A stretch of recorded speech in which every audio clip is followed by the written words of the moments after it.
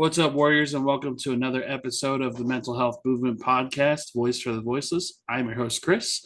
As always, thank you to my listeners and supporters for following every episode that comes out. Today's guest, she is the founder and CEO of Velomira. She is a health coach, an author, and a quantum human design specialist. Please help me welcome Leila Jones. Leila, how you doing? I'm great. How are you, Chris? I'm doing great. Thank you so much for coming on today. Sure. Thanks for having me. Of course. Um, So let's talk a little bit about your journey before we get to your career. What sparked the inspiration to get into your career? Sure. So I've had multiple careers. So right now I'm actually pivoting. I've been working as a government contractor doing project management work for some pretty technical documentation projects. And all that time, so I've been in business about 20 years now, and all that time I've had these kind of spiritual yearnings, I guess you could call it, and something pulling me in another direction. So now what I'm doing is starting to pivot and work on coaching and consulting with other conscious leaders that want to get to know themselves better. They want to improve their own leadership style, improve things within their teams. And I'm using the quantum human design modality to help with that. So share with our listeners a little bit what exactly the quantum human design is. Sure. So some folks have probably heard of human design, which was discovered back in, I think, the 80s, and it was channeled basically to an individual named Ra. And he came up with this whole framework, and it's based on astrology and the I Ching. So it pulls together a lot of that ancient wisdom, looking at your birth chart, or your birth date, your location, and time, and then it creates a chart based on that. It also kind of will look like the chakra system to folks too that are familiar with that. And one of his students was Dr. Karen Parker. So she started out and learned that modality, and then in like the 90s, early 2000s, created the quantum human design system so that it has higher vibrational language, and it allows folks to not see that chart as something that they're stuck within, or that that's the only thing that they can be. So it's something that I used on my journey after going through divorce from my business partner and trying to figure out who I was after all that time. So I'm taking what I've learned in my own life and as a mom and a business owner, and now wanting to help other leaders do similar things. Right. So in the midst of your journey, when the divorce happened, how do you balance that, not only healing from Mhm. that, but just kind of that in your professional life? How did you balance that? Yeah, it was really hard. I did a lot of things in private because there was honestly a lot of shame there. We'd been in business for 20 years. I'm in Albuquerque, so a lot of people knew us out here. We were that power couple, and we stood out from the rest of the demographic here in Albuquerque. So it was one of those things where I didn't reach out as much as I should have. I did go to therapy though, and that helped a lot to help uncover some of the stuff from my childhood that contributed to where I was at that point and going through divorce.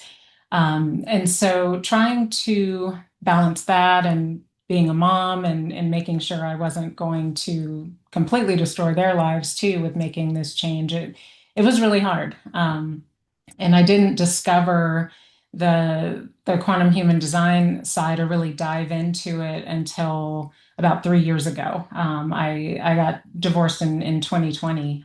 We were separated in 2019.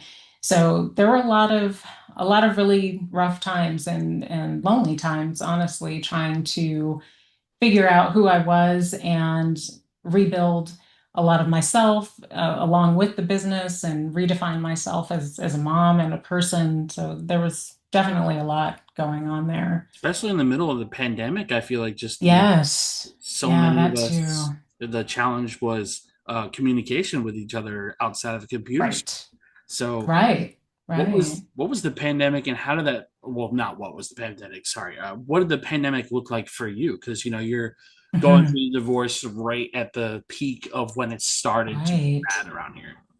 Right. Right. So my divorce was final in January of 2020, and it was feeling like, okay, everything's great, and I'm going to be doing all this wonderful stuff and have these big plans for the business. And then, of course, March 2020 rolls around, and everything just shuts down. And the government contract work that I was doing, thankfully, still continued. So I had that as stable income, but we were all suddenly at home and trying to figure out how to stay connected, keep the work going, all of that.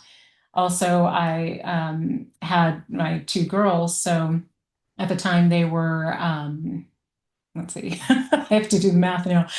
So one was 5, she was going through kindergarten, and the other was in 6th grade. And so there was homeschooling there. And so while I was used to working from home, having to work from home and also basically homeschool, even though we were doing the remote schooling, there was a lot of pressure on the parents then to do that, along with co-parenting and making sure that as the girls went back and forth, that they had everything that they needed, trying to keep them connected with their friends. It was just a lot Yeah. that was going on then. And I think it takes a tremendous amount of strength just to be able to not only get through the pandemic, like Mm, the fortunate ones were able to, but mm, go through your own personal challenges with a divorce and everything. right, Um, right. can you share the pivotal moment in your life that led to the creation of Villa Mira?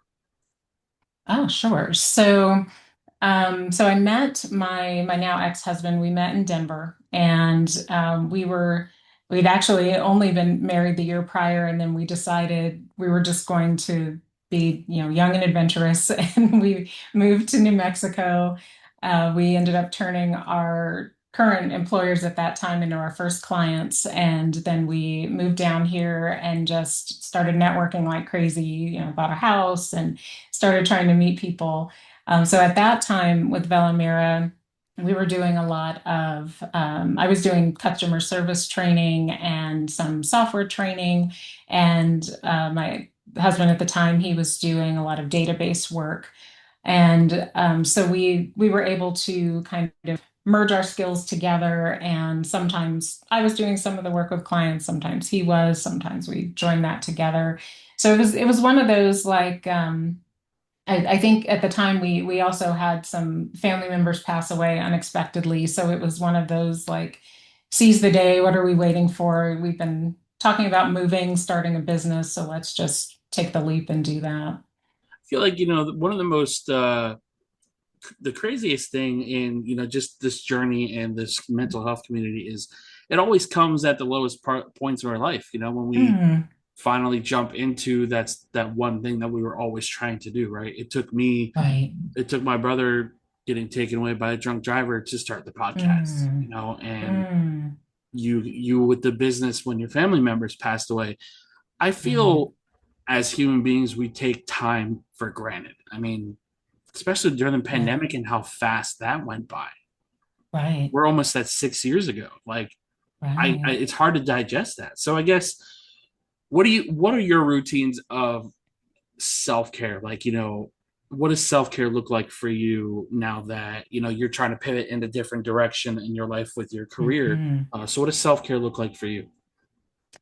Yeah, so big thing with that for me is my human design type is a projector. And just to give you a general summary of that, basically we have inconsistent energy. So we make up about 20% of the population.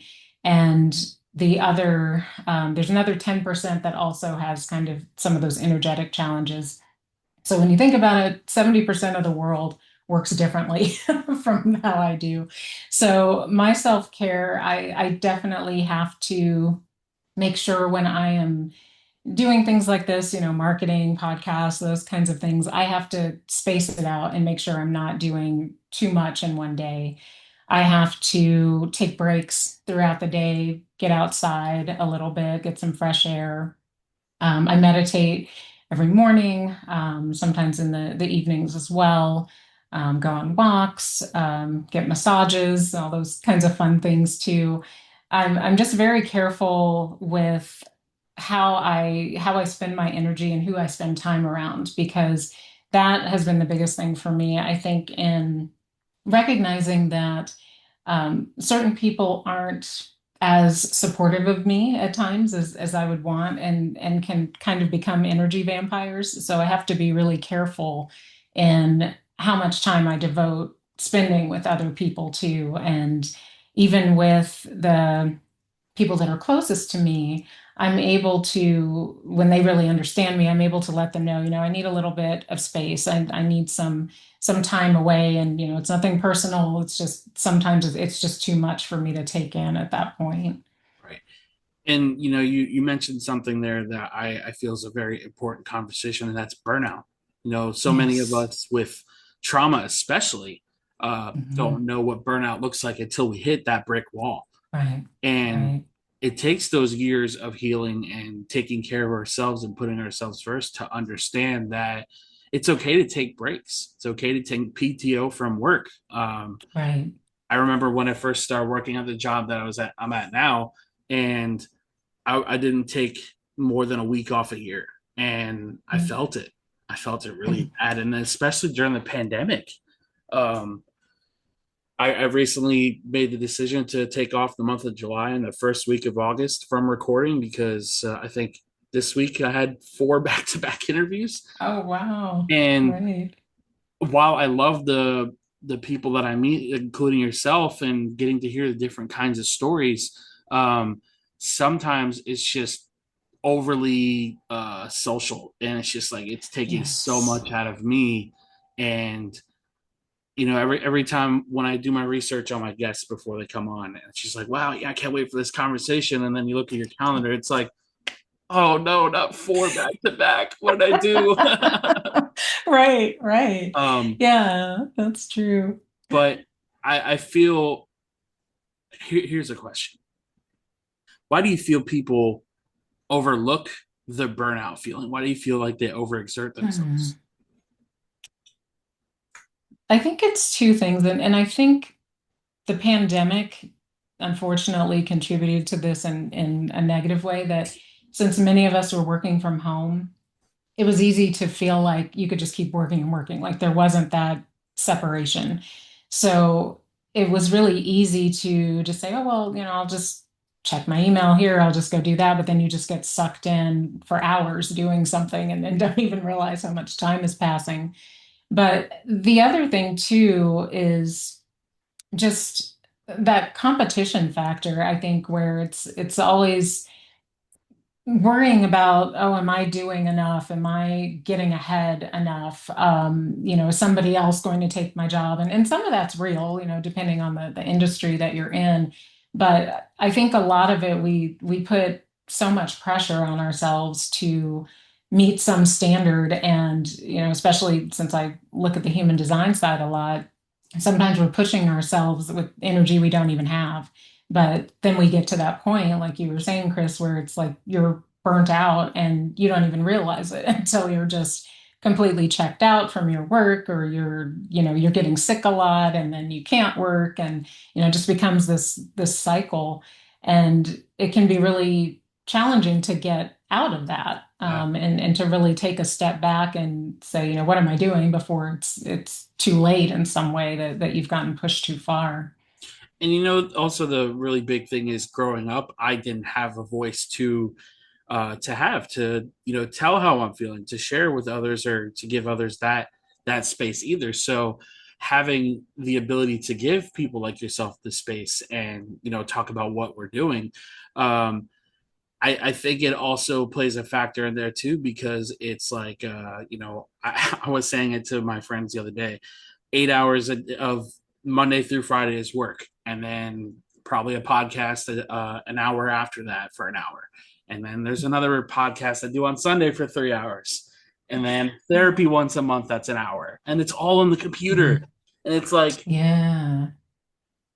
I it takes a lot for me to get burnt out because I space it out a little bit better than I used to. But I think working from home and just being home almost every single day, all day, is so challenging to just unplug that power cord and just walk away Right, for a little bit.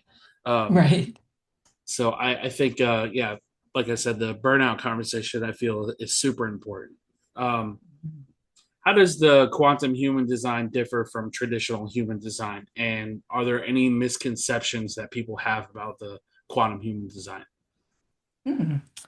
So the main difference between quantum human design, and I'll loosely quote Dr. Karen Parker that created it, is that she would look at the language that was used in traditional human design and say that it felt like you were looking at yourself like a noun, like you were just static. This is what you were. And so with the higher vibrational language that she uses, it's to see yourself as a verb, that it's, looking at your chart, seeing how your energy works, and then using that as more of a springboard so that you can be in alignment with your path, your life purpose, whatever you want to call it, your soul mission, all of those things, so that you are co-creating with the universe instead of trying to push against it, like with Right, your ego and say, this is what I want to do. It's more about let's take a step back and see what your bigger role is, and depending on if you believe in reincarnation or those kinds of things, that it's like, what's your purpose here in this lifetime, and how are you helping to evolve humanity in different ways, or how is your soul contributing to the different things that are going on in the world so that you can make everyone better, kind of raise all of us up. right. Yeah. So for your field of career, how much of a factor does social media play into, the work that you're trying to get there out there, like information wise, Hmm. and just building not only your platform but just I guess furthering your career? Yeah, I think it does play a role, but it's kind of similar to what I was saying before about with pushing myself and doing things so much. I also have to look at social media that way. Like, I might not be able to do it the same way everybody else does. That might be exhausting for me to post every day or, comment on every single thing. So I do recognize that and try to focus more on the quality of what I'm putting out there than the quantity. But I definitely do have to have a presence. I recognize that. So being on, shows like this and having these conversations and being able to reach different people and different audiences is really fun for me because I have, like everyone else, lots of different elements to my story that can be interesting to different audiences. So it's nice to be able to do that. Right. And you mentioned something interesting that I feel most creators of just any sort need to hear, and that's quality over quantity, right? Mm, We as humans are so used to how corporations work when we're working jobs, that everything's got to come out every single day and it's got to be on point every single day, and the quality 9 times out of 10 isn't there because of how much is right, being churned out. And right. then you go down the road to a mom and pop store and everything is quality, right? Yeah, with sure. with podcasts like this or with whatever nonprofit it is, and you see all these different programs of how much heart and work that people put into what they're doing. I feel is significantly more important than making sure that you're keeping up social media engagement. Right. Yeah. And that's a really good point, Chris. I like that you used heart because I think that if you're just focused on that quantity, you do lose that heart. You lose that connection with people, and they might not be able to articulate it, but I think they can feel it Right. and see it in the way things are expressed. Yeah. Yeah. So you had mentioned that you yourself have been to therapy. I guess Mhm. what is your viewpoint on therapy just as a whole, and do you feel that everybody can benefit for it, or do you think it should Mm. be just strictly for people that have endured trauma? Mm. I think everyone can benefit from it, but they really have to be open to it, open to hearing a different perspective on their own life. And, I think when we are raised a certain way and go through life a certain way, it can be easy to be kind of rigid and think that, no, I'm right. This is perfect. This is the way it's supposed to be. But what I found, with my own story, I'm an only child. My parents were divorced when I was 3, and I was raised by my mom and my grandmother.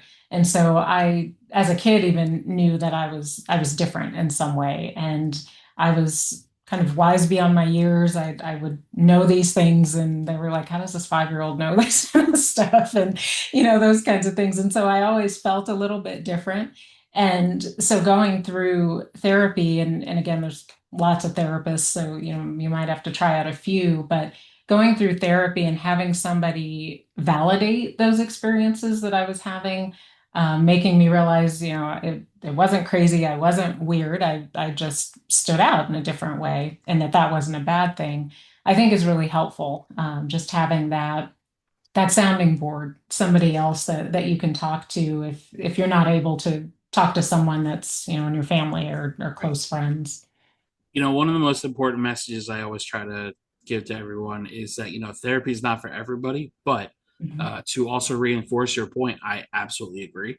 Mhm. I think everybody could benefit from therapy in some shape or form. And the beautiful thing about it is, there are so many different types of therapy. There is life coaches, there's group therapy. I mean, there's so many different options for people Mhm. in this world of fast information.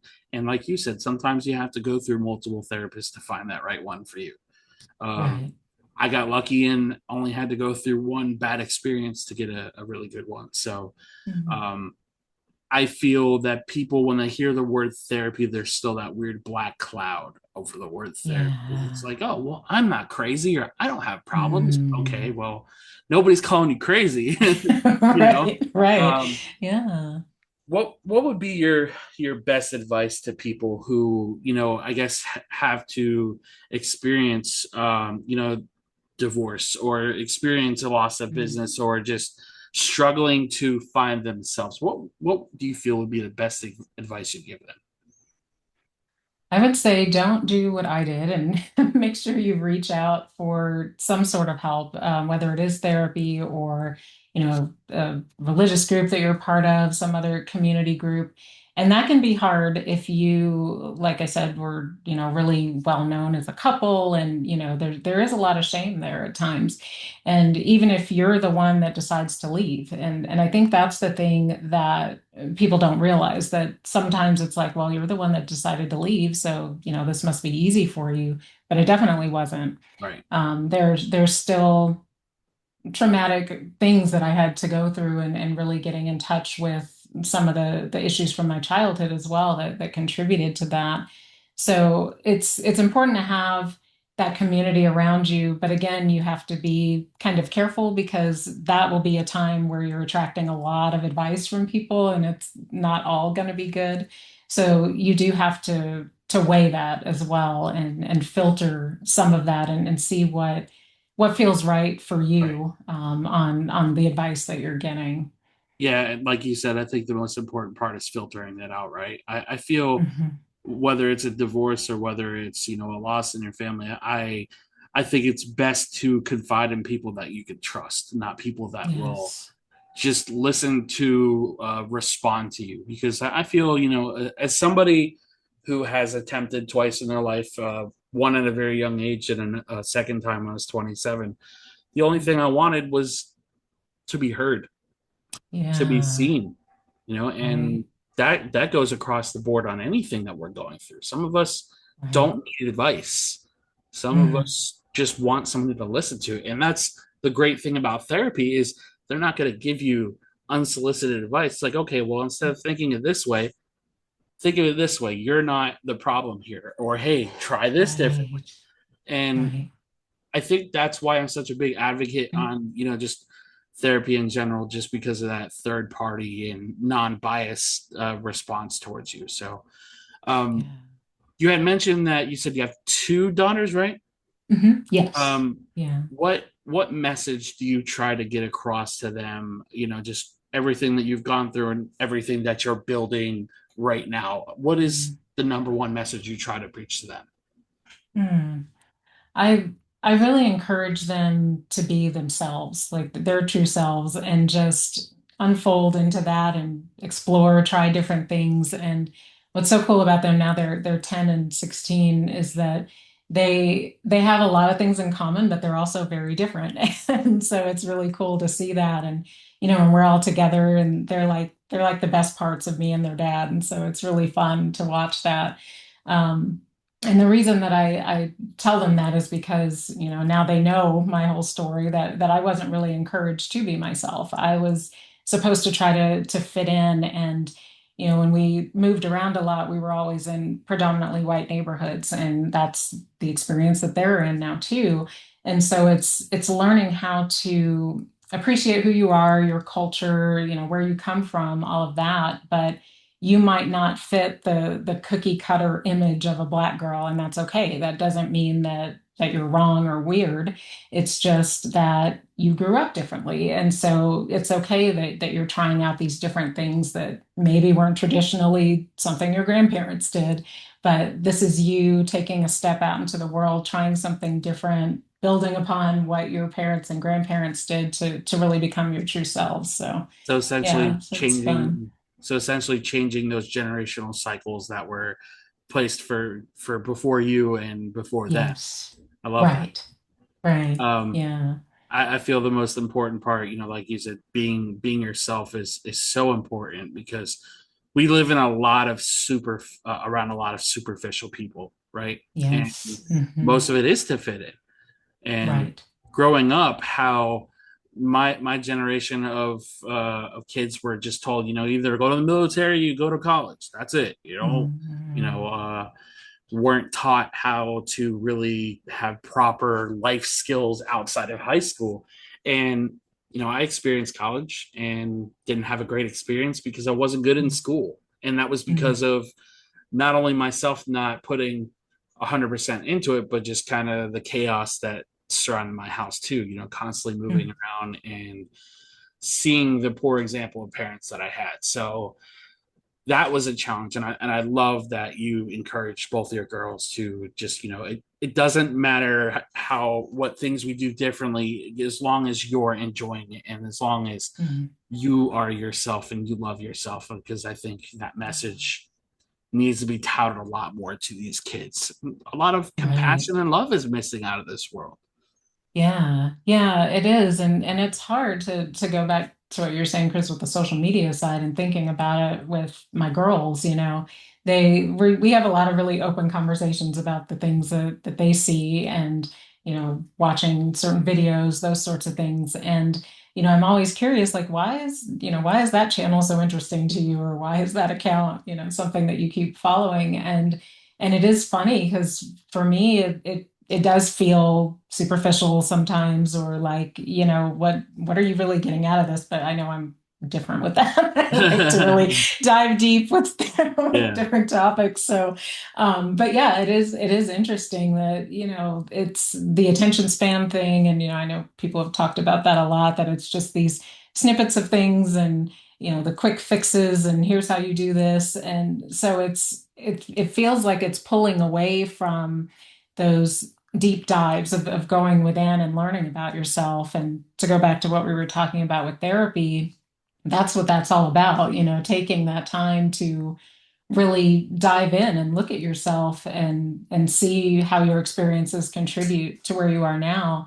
And whereas it seems like with social media and other things that are out there, it's about, okay, how can I take this pill and fix this thing? How can I, read a 5-step checklist and I'm fixed, and those things, and it just doesn't work that Yeah. way. Yeah. It kind of seems like we're trying to either automate everything or we're trying to create a generation of sick people. And Yeah. it's heartbreaking to watch, Mm-hmm. I try so hard to just not watch the media at all. Mm-hmm. um, Mm-hmm. because I watched the show on Tuesday, and like 5 minutes after that, the news came on. For 5 minutes, I just like, how do you Yeah. guys watch this? I This know. I is can't do it either. horrible, you know? I know. Um, I know. so you had mentioned that you're venturing a little bit more into coaching, right? Uh, Hmm. How would you say you help individuals and teams align with their true energy and purpose? Hmm. So one of the things is first off, starting with whatever their energy type is and their human design type, because that just seeing people look at their chart for the first time and even just the basic overview, it's like light bulbs go off, like, oh my gosh, that is so me. And now I understand why I, do things this way or interpret the world this way. And so I think within the corporate environment, the reason it's so important is because someone might be placed in the wrong role based on their energy type. They might have different expectations set on them that just won't work for the way that they typically address work. They might need more time and space. They might have a hard time working in a traditional cubicle, office environment. They might need more time away or have a hybrid kind of situation. So those sorts of things are the questions that come up as you're looking at the team dynamics and those connections. And so I think that's it kind of goes into the whole diversity, equity, inclusion conversation, but in a different way than people have maybe traditionally thought about it. Right. Can you share a success story from your coaching practice that stands out to you? I wish I could. I am just starting it actually. Oh, I'm in the same place. So yeah, I'm just stepping into that. So I don't have any. I've been doing a lot of the work informally within teams that I work with, but yeah, that's a new thing that I'm stepping Okay. into. Yeah. What inspired you to write Unpacking My Boxes, Projector's Journey Home? Hmm. So I started writing it in 2020, right after I got divorced. And the opening scene in there is the day before I was moving into my apartment, moving from my marital home. And I was having a conversation with my husband at the time, and he was pointing out that basically I'd never really unpacked myself there. And he was talking about these 5 boxes that I had been lugging with me since I was 17. And I never, no matter how often I moved, I never unpacked them. They just kind of stayed there. And so the first part of the book goes into the physical elements, the things that were in there from kind of my previous life when I was 17 and prior and living in California. And so I put the book away for a while. I got writer's block. I couldn't finish it. And it was really because I was still in the middle of my journey and I didn't know how I was going to end it and where it was going. So I picked it back up last year. And at that point is where I started looking at the emotional things that I hadn't unpacked and was able to really wrap up that story and of course put in the human design side of it because by then I had started integrating a lot of that and helping myself to heal some of those issues and really understand more about who I was. How would you say you overcame that writer's block? Did it just click one day, or was it just kind of when the dust all settled and the divorce was final, and we're out of the pandemic? How did you get past that writer's block? So it came, a lot of things come to me through dreams. Mhm. And so I had put it away because at the time I was dating someone and I thought he was going to be the happily ever after, the end there. And then we broke up, and then that's what started the writer's block. I just wasn't sure where things were going to go from there. So when I picked it back up last year, I had actually had a lot of different dreams and signs telling me that I needed to get back into a writing class and help me to finalize the memoir. Also, just all this other stuff started coming to me with the quantum human design side and making changes in my business and rebranding it. And, it was just seemingly out of the blue. I didn't have the plan already in my head. All these things were coming to me, and I wasn't sure where it was headed, but it felt like, okay, I better listen to this because it's doing something here. Right. So I picked it back up, 4 years later, and just all these things started flowing through me on how to restructure the memoir, how to talk about the human design side so that it's interesting to people who are new to it, but if they don't want to dive all the way into it. They can just read the story and enjoy it too. I love that. And it's interesting that it took that stop and go incident that happened in your life to pick that back up again. Mm, Everybody that I've met that has written a book, it's almost always the same. Uh, mm, that it goes like mm. we're in the middle. It's like, well, I don't know where to go from here, right? Right, And right. was it a couple of years before you picked it back up, or how long was that timeline before? It was so I stopped writing December of 2020 and then I picked it back up June of 2024. Wow, wow, Yeah, yeah, that's it's been a that's long time. incredible. Um, Yeah. and in the midst of that, you had gone to therapy and you had experienced that relationship for what it was, and you're here now, and the book is finished, right? Yes. Um, what key takeaways do you want the readers to take from your book? Mm. I think I want them to, it's helpful probably for people that are like in their 30s to 60s that are at some point in their life where they're just feeling a pull to do something else, whether that's in their personal life or professional. And I think the takeaway is really to listen to all those signs you've been getting along the way or thoughts or however those messages come to you and not ignore them, not think that you're crazy, this is weird, I shouldn't be doing this because if you start seeing those trends and things coming to you over and over, that's when it's time to really listen in Yeah, some way. And so you have to be just eternally curious and say, well, okay, well, if I do that, then what's going to happen? Or, well, let me try this a little bit. And it's not always about taking the really big leaps all of a sudden, which is, I was saying with pivoting now in my business, it's tempting to just take some big leap, but that's probably not smart to do. So I do have to be practical and, take those baby steps to get there. And then as you take one step, something else opens up and you'll keep going and get to that bigger picture as you keep right. moving. And it's funny that we as a society expect ourselves to take those big steps in order to reach that milestone, right? And Yeah. I always say a baby step is still a step, right? It's Yes. everything is Right. progress and not perfection, right? Right. And Right. I feel that we're so harsh on ourselves that we can't celebrate little victories. We have to hit those Yeah. milestones, right? Um, Hmm.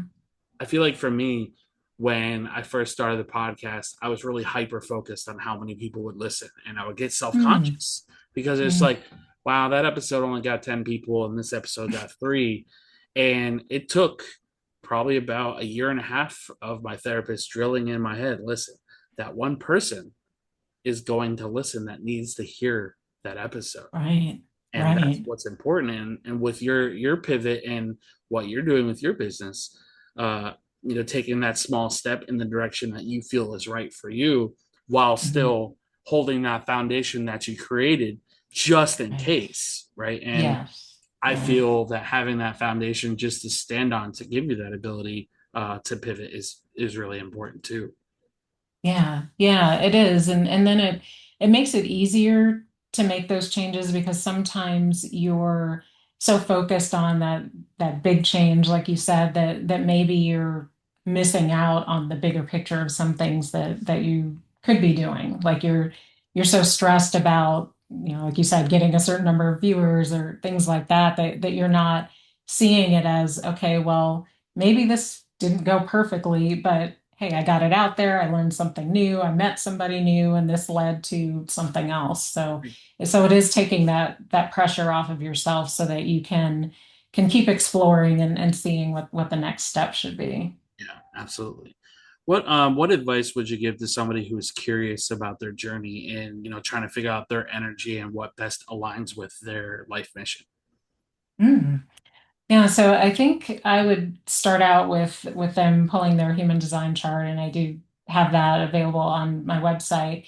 And from that, you can look at what's called the incarnation cross, and that will tell you more about, not real specifics where it's going to say, okay, you should be an engineer or anything like that, but it's going to tell you more about your purpose here and what your mission is and the kinds of ways that you work with people and what really lights you up, what excites you.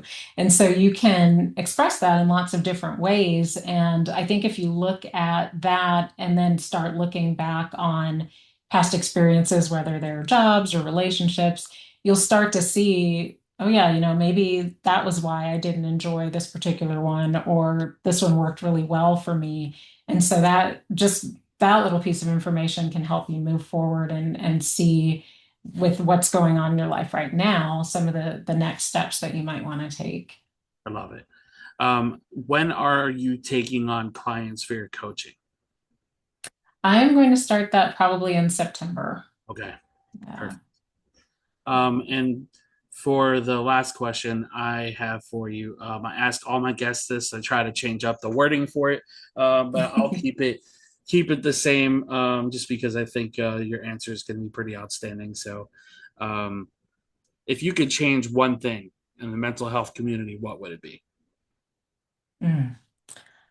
I would say not to put trauma in a hierarchy Mm, because I've heard that so much that, I didn't deal with physical abuse, but the psychological and the emotional abuse were a lot and were heavy. And it depends on the person and how much they can take and how that affects them. So you can't look at someone that, didn't go through maybe something as traumatic as you did and say, well, why are you stressed about that? That wasn't that big of a deal. Because that really belittles the other person, and makes them feel like that wasn't an impactful thing on their life. So definitely, there aren't any little traumas or big traumas. Like everything can feel big to yeah, someone, no matter what it is. especially being how that person may have grown up too. Not Yes, feeling like they're exactly. enough, right? And Right. when I first started therapy, I remember when I was talking to her about my experience with my mom. And Mm. this is when I was kind of discovering, the word narcissist and, what the actual Yes. definition of that is and what that looks like, right? Hmm. And then we started exploring what abuse looks like. And, Mm. when I was telling her my story and everything that I went through, she just looks at me dead in the face. You were abused. And Mm. I just remember thinking that when I hear abuse, I always hear like what's on TV and that's abuse. And I didn't go through that, like you Yeah. said, the physical part, right? Hmm. Hmm. Um, and that psychological and emotional abuse is just as Hmm. bad, right? It is. So Right. I wholeheartedly agree with that hierarchy statement because I feel, a sprained ankle and a broken ankle, yes, they're two different injuries, but they both Hmm. hurt, right? Right. And not everybody's Right. pain tolerance is the same. Yes. I, That's the I love key. that answer. Yeah. Um, Yeah. so before we get to the quote that we close the podcast out with, where can our listeners find you on socials? So my website is bellamira.com, and I'm also on LinkedIn and Blue Sky. Perfect. So I have a quote for the end of the podcast. If you want to share some closing words or inspiring words with the listeners, please feel free. No pressure. Sure. Yeah. All right. So my closing quote is, at times our own light goes out and is rekindled by a spark from another person.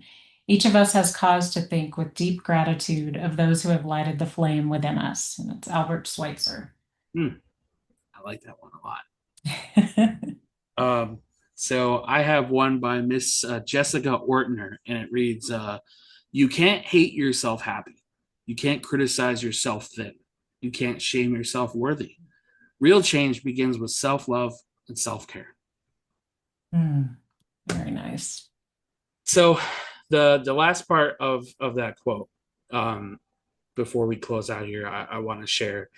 It took me 32 years to say the words "I love you" to myself and mean them. Hmm. And Mhm. I feel just everybody in general. is we're our own biggest critics, right? We're Yes. not thin enough. Our teeth aren't as straight as we want them to be. Our hair isn't the color we want Right. them to be, right? Hmm. And it's so hard to live in the standard of feeling accepted and Right. being who you want to be. And like you said, what you share with your children, that just be yourself. And Yeah. so many of us adults aren't ourselves because of how we grew up, because of Right. who we surrounded ourselves with. Um, Mhm. so I can't possibly stress that self love part enough, because we don't love ourselves nearly as much as we should. Right. I agree. Yeah. That's beautiful. Thank you. And for all my listeners, you guys are more than enough. You are loved and you are appreciated beyond measure. Um, Leila, thank you so much for coming on today's podcast. This Yeah. conversation has been pretty great. For all my listeners, thank you so much for your support as always. Till next time, be gentle with yourselves and much love.